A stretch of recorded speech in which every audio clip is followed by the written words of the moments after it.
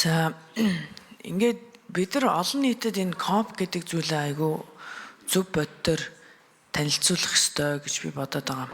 За нэгдсэн үндэсний байгууллагын байгаль орчинтой холбоотой 3 копийн нэг болох одоо цөлжид болон газрын дороотолтой тэмцэх гэсэн копийн хурлыг манай Монгол улсад хийх гэж байгаа. За энэ боломжийг ашиглаад цаашдаа Монгол улс маань хэрхэн одоо газрын дороотолгүй өнөөдөр манай одоо бэлчээрийн мал аж ахуй дээр суурилсан улс орны маань цаашдын хөгжлийн чиг хандлага хэрхэн одоо ногоон байгаль орчинд ээлтэй байх вэ гэдэг ийм бүр цогц реформын шин чанартай юм хийх боломжоо гэж би энэ хурлыг харж байгаа. Тэрнээс биш Монгол улс зүгээр нэг сайхан олон улсын хурал хийгээд өнгөрөх биш. Монгол улсын хөгжлийн чиг хандлагыг эргүүлэх тийм боломж юм болов уу гэж хүн болгон хараасаа гэж чин сэтгэлээсээ хүсэж байгаа. За энэ хурлын зохион байгуулах ажил өөрөө бодлогын ажлын нэг том хэсэг байна. За тэгээ мэдээж аж ахуйн ажил байгаа. Тэгээ аж ахуйн ажилдаа сатаарад одоо хаана барилга барих уу, төр байгууламж юу гэдэг эндээ сатаарад хамгийн гол энэ бодлогын ажлаа битгий мартаасаа гэж энэ бүх энэ дээр ажиллаж байгаа хүмүүсээс чин сэтгэлээс хүсмээр байгаа. Энэ маань л эргээд бидний одоо энийг хийж байгаа гол зорилго.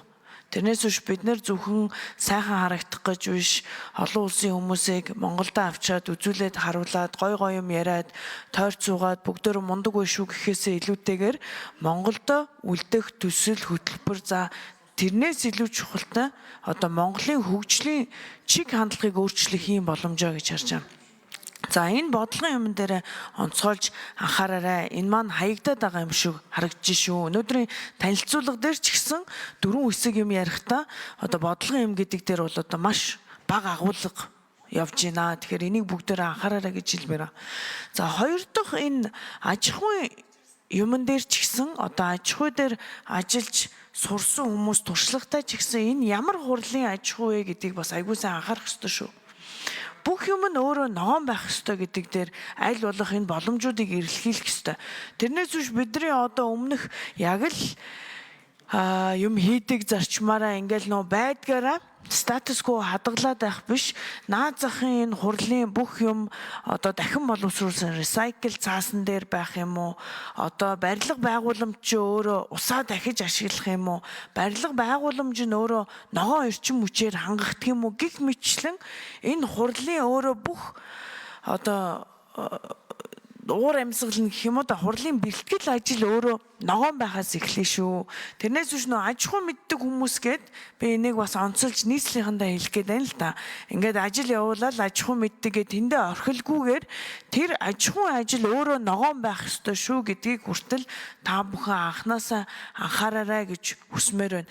Үүгээрээ дамжуулаад манай Монголын аж ахуй нэгжүүд бас өндөр маш их манлайл үзүүлж байгаа шүү дээ. Бас айгүй сайн одоо эко ногоон чиглэлийн аж ахуй нэгжүүд байгаа. Түүнийг оролцуулж тэднийгээ сонсож энийг хийх нь бас эргээд тэднийгээ ч гэсэн дэмжиж байгаа нөгөө бодлогын сэдвтэй энэ манлайл юм шүү. Тэгжээж би цаашдаа энэ хурлын ачаар цаашдаа манай ер нь төрийн худалдан авалт яагаад ногоон байж болохгүй гэж ногоон байхад ямар саад уучраад байгаа те энэ байхын тулд нэмэлт одоо зардал хэдийн хэмжээ гарах юм тэгвэл тэрийг бид нар яаж одоо бусад зах зээлээр ногоон зах зээлээр олох гэх мэтчлийн энэ бүгдийг цогцоор нь бодосоо гэж одоо та бүхэндээ